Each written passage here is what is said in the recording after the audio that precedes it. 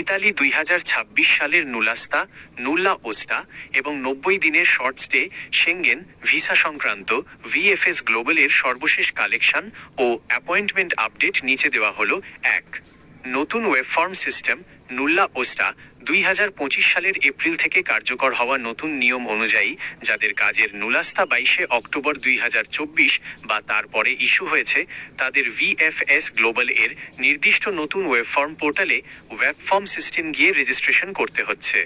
নুলাস্তার মেয়াদ এই পোর্টালে সফলভাবে রেজিস্ট্রেশন সম্পন্ন হলে নুলাস্তার স্বাভাবিক মেয়াদের 6 মাস ক্ষণগণনা সাময়িকভাবে স্থগিত বা ফ্রিজ সাসপেন্ড হয়ে যায়, যা আবেদনকারীদের জন্য একটি বড় স্বস্তি। পুরনো নুলাস্তা 22 অক্টোবর 2024 এর আগের নুলাস্তাগুলো সরাসরি পোর্টালে নেওয়া হচ্ছে না। সেগুলোর জন্য আলাদাভাবে ইমেইলের মাধ্যমে ভেরিফিকেশনের পর ভিএফএস থেকে অ্যাপয়েন্টমেন্টের জন্য কল করা হয়। 2. ট্যুরিস্ট ও family reunion visa update. Appointment slot ও ওয়াক ইন ফ্যামিলি রিউনিয়ন এবং ট্যুরিস্ট ভিসার স্লটগুলো নির্দিষ্ট সময় পরপর, যেমন প্রতি মাসের শেষের দিকে ভিএফএস ওয়েবসাইটে সরাসরি ও সম্পূর্ণ বিনামূল্যে উন্মুক্ত করা হয়।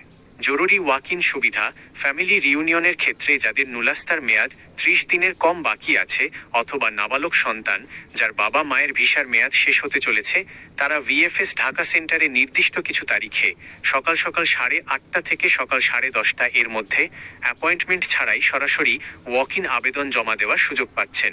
নিয়মিত ভ্রমণকারীদের জন্য সুখবর, ফ্রিকুয়েন্ট ট্রাভেলার্স 2026 সালের ফেব্রুয়ারি থেকে একটি নতুন নিয়ম চালু হয়েছে।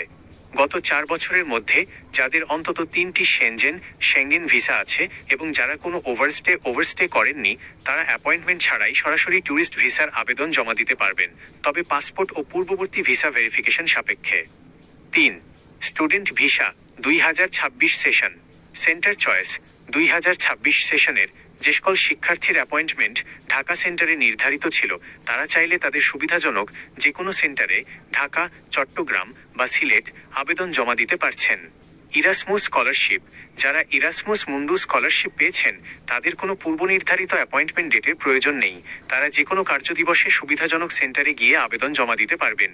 সর্বশেষ সময়সীমা বিশ্ববিদ্যালয় প্রাক নিবন্ধনের প্রি এনরোলমেন্ট জন্য স্টুডেন্ট ভিসা আবেদন জমা দেওয়ার সর্বশেষ তারিখ 30 নভেম্বর 2026।